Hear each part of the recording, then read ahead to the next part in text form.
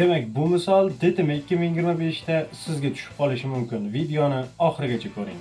Logaritmik tenglama berilgan va tenglamani yeching sharti. Yaxshi. Demak, qisqacha logaritmga to'xtalib o'tamiz, ya'ni asoslar har xil. Demak, biz asoslarni bir xil qilishimiz kerak. Keling, ozroq soddalashtirishlarni yozamiz. Ya'ni birinchi navbatda yozib olamiz logaritm 4 asosga ko'ra x. Asosini maydalashimiz kerak. Ya'ni qanday? Logaritm 4 degani bu 2 ning kvadrati x. Endi e'tibor bering, logaritmning asosining kvadrati, ya'ni darajasi, mana bu daraja logaritmning oldiga chiqib keladi, ya'ni bir taqsimlik bo'lib chiqib keladi. Logaritm 2 asosga ko'ra x bo'ladi. Ya'ni mana bu daraja 2 daraja oldiga chiqadi, ya'ni mahrajga tushadi. Endi xuddi shunday buni soddalashtiramiz. Logaritm x kvadrat asosga ko'ra 8.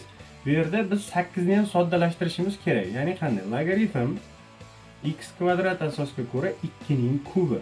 Ana endi logaritm xossasidan ko'ra argumentni darajasi suratga tushadi, asosni darajasi mahrajga tushadi va logaritm x asosga ko'ra 2 degan ifoda hosil bo'ladi. Bir-biriga o'xshash, deyarli o'xshash ifodalar hosil bo'ldi. Demak, bizning tenglamamiz quyidagicha bo'ldi. 1 taqsim 2 logaritm 2 asosga ko'ra x plus 3 taqsim 2 logaritm x asosga ko'ra 2 barobar 1. Endi belgilash kiritamiz. Belgilashda qanday? Agar logaritm 2 asosga ko'ra x ni biz a deb belgilab olsak, unda bizning tenglamamiz quyidagicha bo'ladi. A taqsim 2 plus 3 taqsim 2a bo'ladi. Ya'ni mana bu ifoda 1 taqsim a ni beradi. Ya'ni mana bu yerga yozib qo'yamiz. Logaritm x asosga ko'ra 2 bu bizda 1 taqsim a ga teng bo'ladi. Bu belgilashda barobar 1. Endi umumiy mahraj 2a. 2a dan mahraj beramiz. 2a bunisiga a. Bunga hech narsa kerak emas. Yozamiz a kvadrat minus 2a plus 3 barobar 0. Do'stlar, mana bu yerda ozgina xatolik ketibdi. Bizda minus ekan.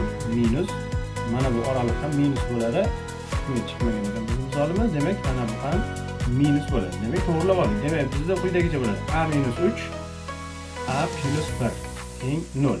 Bundan a1 3 ga teng, a2 minus 1 ga teng. Endi tenglashtiramiz. Logaritm 2 asosga ko'ra x bu 3 ga teng deydigan bo'lsak, x teng 2 ning 3-darajasi, ya'ni 8 bo'ladi. X birimiz. Logaritm 2 asosga ko'ra x bu minus 1 bo'ladigan bo'lsa, x teng 2 ning minus 1-si, ya'ni 1 taqsim 2. Demak, bizda tenglamani javobi 8 va 1 taqsim 2 bo'lar ekan. Unutmang, agar bu misol DTM 2025 da sizga tushsa, uning javobi mana bunday. Videoni oxirigacha ko'rganingiz uchun rahmat.